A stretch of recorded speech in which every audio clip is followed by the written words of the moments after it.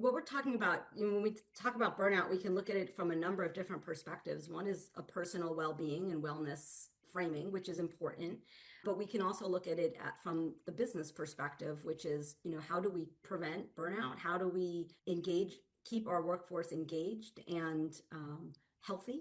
So it is wellness. I don't think you could totally separate it from that on a personal level, but on an organizational level, it costs the business money. It costs time. It costs energy. It costs, disengagement, people going out on leave, people not being productive, all of the things that happen as a result or as consequences of burnout on a larger scale. It became very clear that this burnout is related to something that's in the leader's control. And we've seen the lack of adequate resources, unclear strategies, an imbalance of workload distribution, all aspects that leaders within the organization own and are accountable for.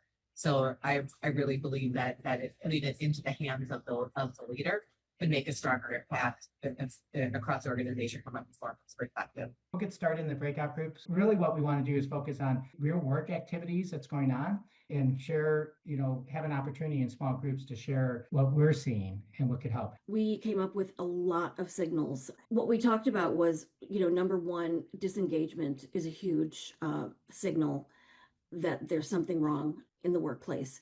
Team members aren't communicating. They've got heavy workloads, so they're kind of face down at their desks.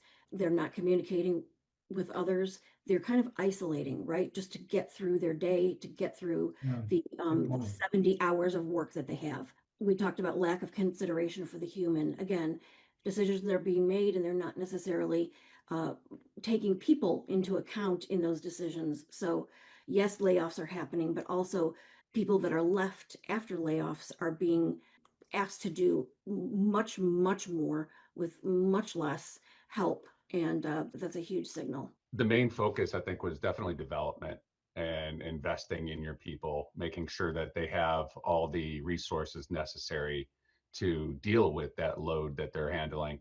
One point that I wanted to add was on the side of AI is that with AI coming into play, there's like expectations that have been elevated for people.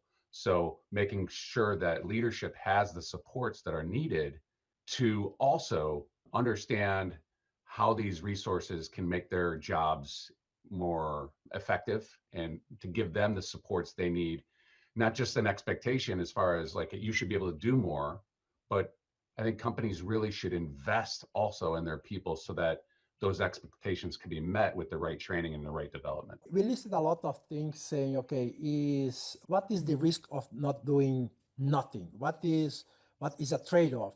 And I think the haha moment was, okay, burnout is unacceptable. It's not accepting burnout. Why we are seeing increasing in intensity and frequency? Because people are receiving tools, are receiving Copilot, Gemini, start to use, but then a few months after, the job is being dismissed, the person is being dismissed. So it's creating more anxiety about the future, about job security. And then our discussion was, okay, but you know what? We are putting technology on broken processes and bad quality data. And when we do this, it's like building the foundation, right? You first build the roof and not the foundation. So something that I've noticed is when our nurses get burnt out, because I literally work within the hospital. So I've been here a while. Many of them are my friends, and they give and they give and they give until they can't anymore. And when they reach burnout, they just leave. They leave the organization.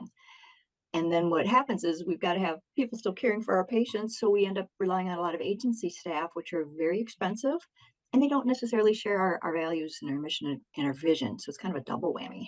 But right now, I know we're working to decrease our agency staff, but I don't know what we've put in place to stop that churn. We're going to bring on new employees, but have we changed anything to stop the burnout for them?